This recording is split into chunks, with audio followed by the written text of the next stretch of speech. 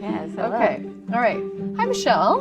Hi, Colleen. Lovely to meet you. Lovely to meet you. Good to see you. Good to see you, too. We had a little break. We took a little week off, right? We're back. All right. Should we dive in? I think that would be smart. Okay. So let's start with what happened this week. The big news is that House Bill 793 passed on the floor. And this is one that a lot of people have been watching, a lot of folks have been talking about, and a lot of people turned out for. Do you want to give us a little rundown of what that bill actually does? Sure. Yeah. So, yes, I call it the doxing bill, a doxing of children bill. Lambert has been promoting it as it's just collecting data, but if you remember, this was the original bill that the Senate did pass last session that would allow every school system to choose not to enroll children who are of Hispanic, Latino descent that cannot. It's actually, it's just proving citizenship. Correct, that they cannot prove that they are citizens. That's what I was going to say. Yeah. In the case, it's very targeted to immigrant and refugee children, and so they have to prove their citizenship. Otherwise, a school system can choose not to enroll them or to charge them a fee, like about the average of what they're getting for the voucher money or TISA money. So I think that what happened was the Republicans realized that in the House, because they are all up for re-election, that they did not want to run on this bill because there was so much pushback. They did not get it passed. So many people turned out. I'm so proud of everybody across the state who made phone calls and sent emails and came down to the Capitol and said, we don't want this. Right? You're referring to what it was in its form last session. Exactly, last year. Which is what I just spoke about. Yep. So instead, to make it more palatable, but to save face, I offer you what Lambert did. The House bill, he reworked the House bill with a major amendment that rewrote the bill, which is that they will now just collect citizenship data on every child in the school system, but not about how that data is going to be used. And what he is saying is they're going to congregate the data and send it to the state. But it means that your children, my grandchildren, every child is now going to have a file associated with their citizenship at the local school level, but potentially the state would have access to it because there's no guarantees. And I do think it's the first step. What we'll see next year, if the Republicans do quite well in this state at the elections, please say no, that they will go ahead and pass the bill that will bar children from going to school if they are not citizens of this state.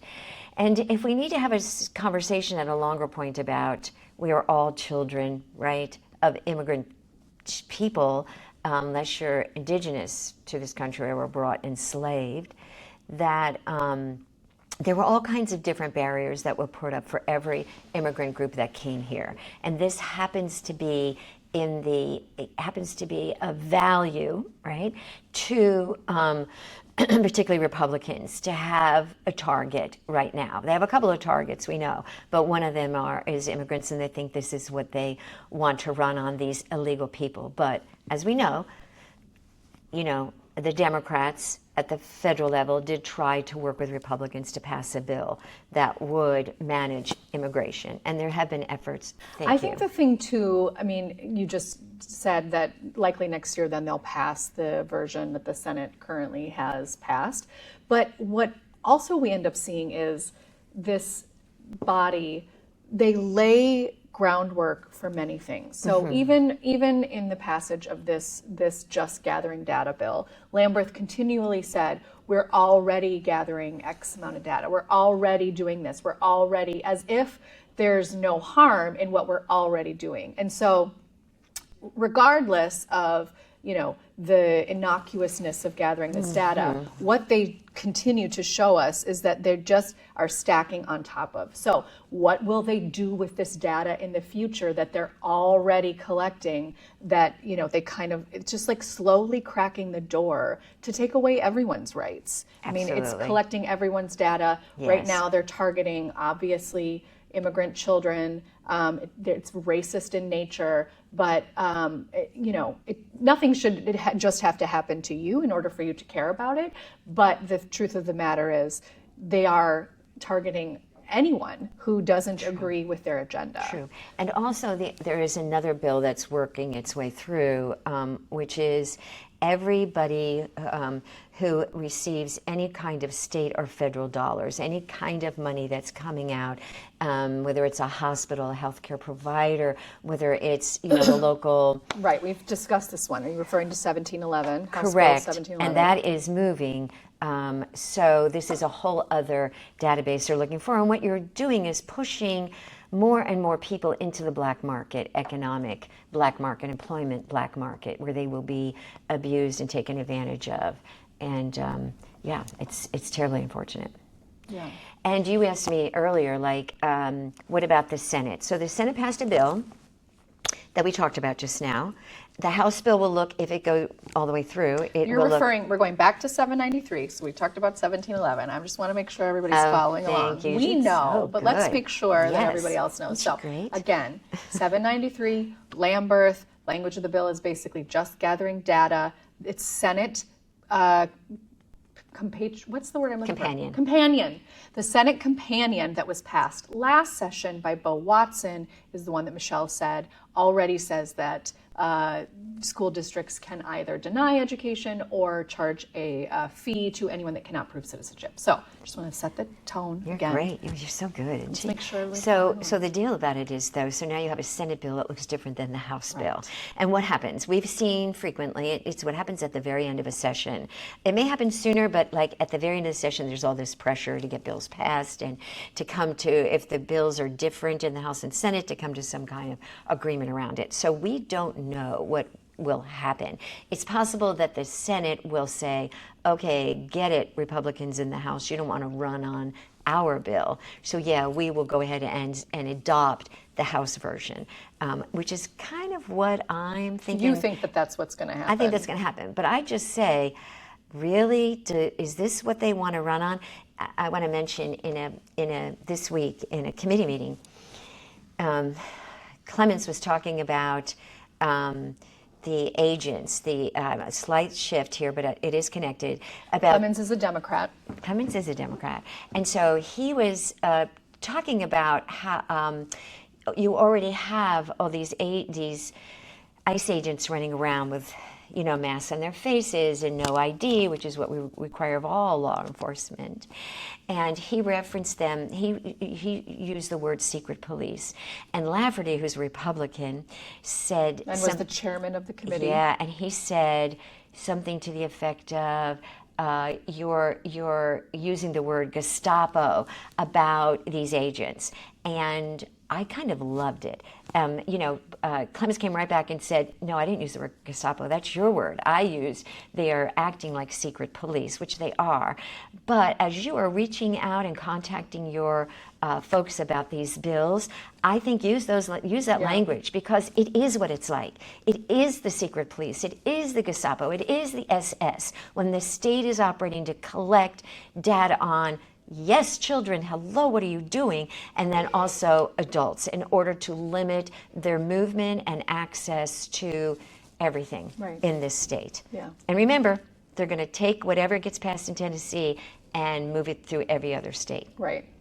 They are really trying to distance themselves from any reference to Hitler era Germany. So it sounds like the more that we can really call it on its face, it's getting under their skin. Absolutely. And we need to be aware of it. And similarities. Right, and Representative Jones did use the word doxing on the floor. Yes, he did. And you know that upset them when we said you're doxing children, because they're talking about the agents, the ICE agents being doxed, which we know there's so few instances of this, and they are running around with masks and no ID, and it's pretty frightening out there.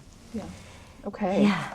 Thank you for that. Thank you. Okay. You and I were just talking about how, in addition to obviously the harmful bills that are targeting the immigrant community, children specifically, there are also some really dangerous bills targeting some of our more vulnerable and at-risk youth. Particularly foster youth, yes. Foster youth and children in the juvenile justice system. And the Department of Children's Services have control over their lives. Right. I know. So really some harmful things coming through, and we had a chance to speak with Zoe Jamil. Zoe was with DRT for a long time. What is DRT? Disability Rights Tennessee. So she was a policy advisor for them for a number of years. She left that side of the work and is now with the Rapha Institute, where she's able to, I think, really lobby on behalf of some wonderful things.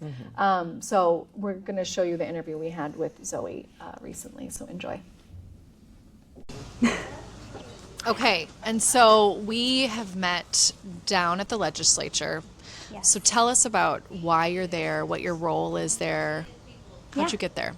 So I started doing policy work with Disability Rights Tennessee, and really was working at the intersection of juvenile justice and child welfare and disability. So our juvenile justice and child welfare systems are disproportionately filled with kids who have disabilities. And on the child welfare side, a lot of times what that looks like is a family who can't access the resources or services that they need in the community. And so they are voluntarily surrendering their child to DCS custody in hopes that they will get the services that they need. And then the work on the juvenile justice side was really just exploring why we have so many young people with disabilities in juvenile justice, including young people with intellectual and developmental disabilities who, if our legal system is working correctly, they wouldn't be adjudicated delinquent in the first place. But made a shift last year in November over to Rapha Institute, where I'm now the policy and advocacy director, trying to eliminate barriers that exist to home-based childcare operations, and also trying to expand our accountability and repair conferencing work. That's incredible. That's such good work. So you've been down at the legislature this session because there are some harmful bills making their way through. Can you tell us a little bit about what you're keeping an eye on, what you've been showing up for? You've actually been testifying. Can you tell us a little bit about that work? Yeah, so today actually was a big day for one of the bills that we've been following since it was filed right in January. It's an administration bill, and in its original form, it sought to incarcerate foster youth who don't have delinquency charges, who haven't committed a crime, who are basically hard to place, which includes young people with disabilities. And the way that I viewed this bill was really a DCS's solution to a problem that they've been experiencing for several years now, which is keeping young people in temporary placements for extended periods of time. So that can look like a DCS office building or a transitional house. Now we have these things called assessment centers, which DCS is building out pursuant to a DCS real estate plan, which is like the department spending over $400 million to build new facilities for young people that doesn't actually connect them with the services or the programming that they need. And DCS is? The Department of Children's Services. For those people who may not know. Yeah, the Department of Children's Services oversees both young people in the foster care system, so young people who've been deemed dependent or neglected, and also they oversee our juvenile justice system. So for the young people who have been adjudicated delinquent for a crime and committed to DCS custody. So DCS basically acts as a entity that places a young person once they've been adjudicated delinquent of a crime, and they are responsible also for overseeing that whole system on both the dependent and neglected or foster care side and the juvenile justice side. So can I ask you a question about the movement in the state generally to subcontracting with private for-profit folks, and how that is impacting right now children within the foster care system and also wards of the Department of Children's Services? Yeah, so I think it's, and I might need to check this, but I believe in the last 3 years, the Department of Children's Services budget for residential placements has doubled from like 300 million to 700 million. So that's what we're paying these private providers of facilities to house young people who are system impacted.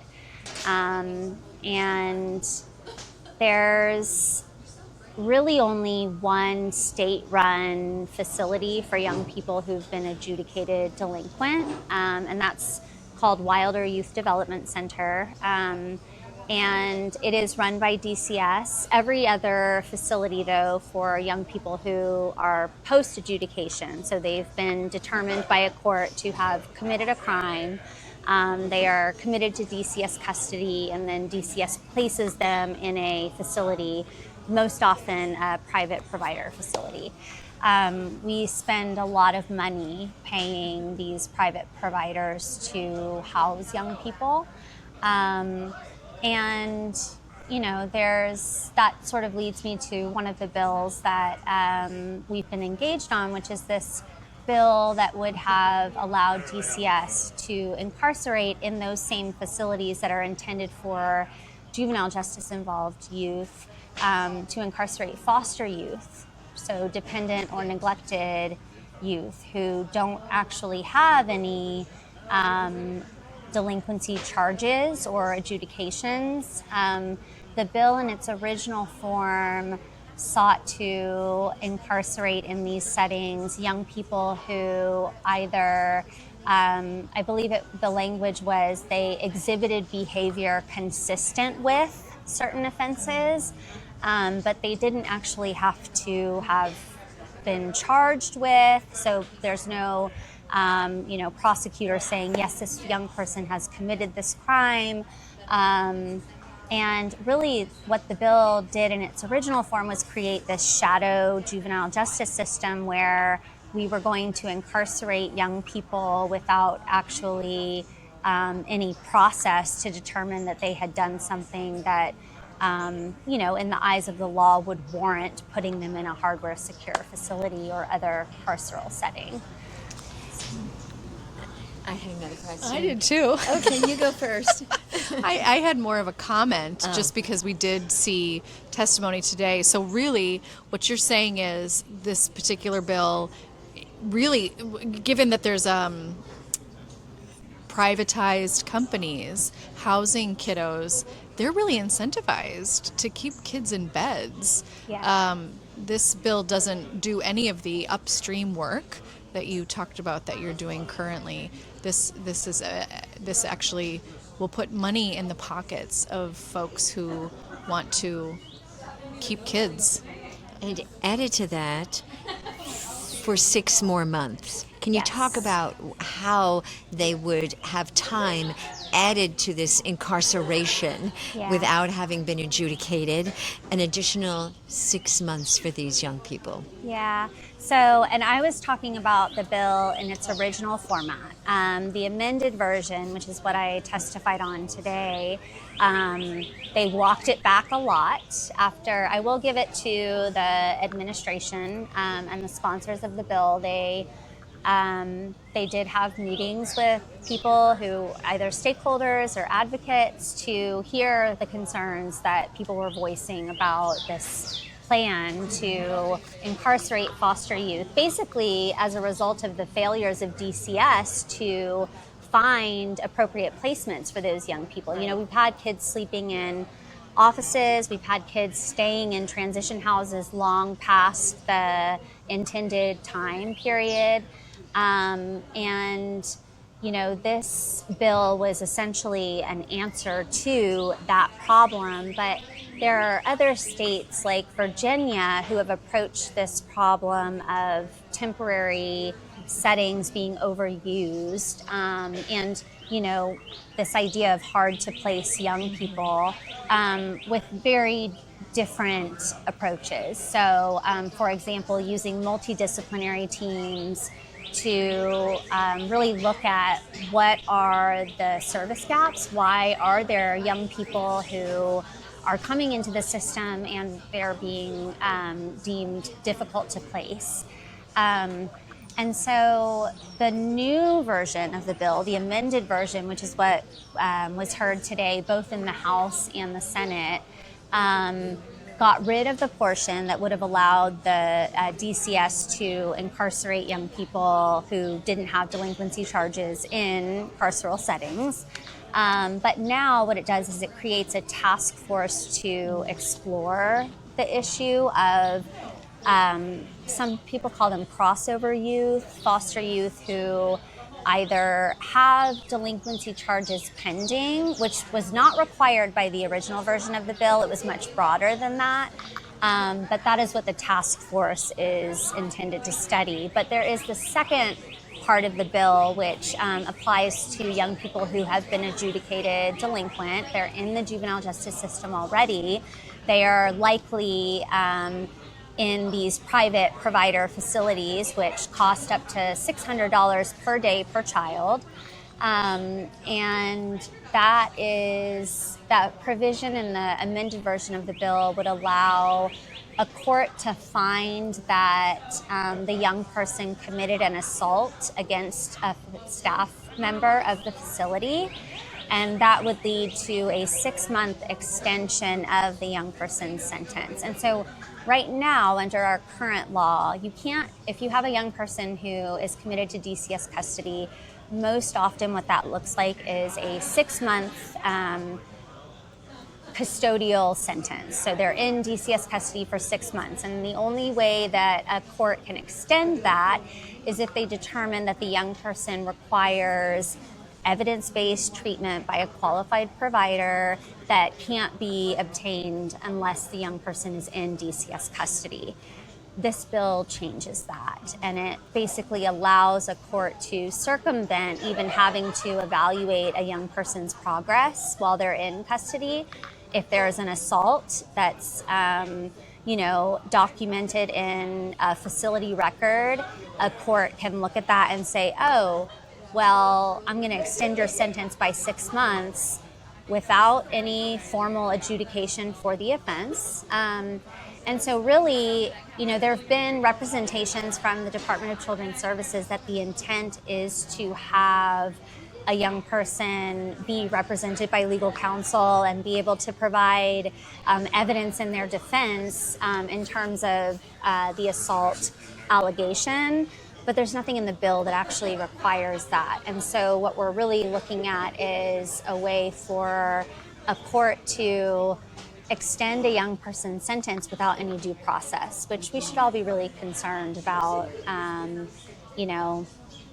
committing a young person to DCS custody when we have so many examples in public reports published by the Comptroller's office.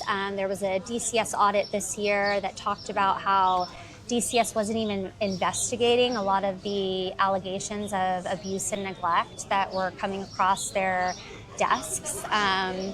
And so to extend a young person's sentence in these facilities where the oversight is completely lacking is really concerning. And especially when you're talking about incentivizing a private provider with 6 months more of $600 a day per child, that's really problematic. And it really, I think we should all be concerned about not having due process inserted into that type of determination. Okay, so we're so grateful Zoe sat down and talked to us. She What did you say after we talked to her? You said you have such a big heart, or you were really commending her for her hard work. And Yes. I find she's right now the queen of understanding the world of disability in this state and how the state is trying to unravel the benefits, the hard-earned care that has been built over a number of years, and she's just trying to for children, for especially. children, right? And then, yeah, the Department of Children's Services, like their answer, you have to really listen to Zoe's thing, because their answer for how to deal with really troubled youth is to lock them up longer. And honestly, that's the Republicans' approach to every child and every person, that it's really easy to get into the carceral state institutions, extremely hard to get out. And that's by pattern, that's by intention, and it's awful. And being home to a huge for-profit system. Oh. For-profit prison system here in the state. We being the, this is me being sarcastic. Let's do another episode on Core Civic. Oh my gosh, let's do it next. Let's do it. Yeah, maybe we might have to wait till after the session's I over, think because so. a lot going on. But yes, I'd love to have Theda Murphy come and talk about Core Civic. I mean, she's been following them for years now. She's amazing. Yeah. Okay. Invitation. Well, that wraps up today's does. episode. Thank you, everybody, for tuning in and coming along. And I think we're getting wearier as the session goes. Oh, I know. I feel it. am. I feel Oh my gosh! When I went to walk out the other day, I stopped. We see the guys that you saw come. I come in and go out the same place here. Yeah. And when I walked out Monday, the troopers when who- I walked out Monday, and I walked up to the folks who run the machines, to scan, and I just said, they listen to what's going on, and I just said, I don't know how you can sit here and listen to this and not be in pain. I got welled up, because it just hits you like what they are doing. It feels like when you're here, you get beaten up, because you're like, you can't, don't hurt those people, but you can't say anything, you can't do anything, and they're like, whoop, every Republican bill, whoop, Democratic bills, whoop. Yeah, it's awful. That's why what Charlene did also was phenomenal. Right, which we'll get into in the bonus episode. Yes, watch the bonus episode. Bonus content. Okay. Yeah. Bye, everybody. Bye.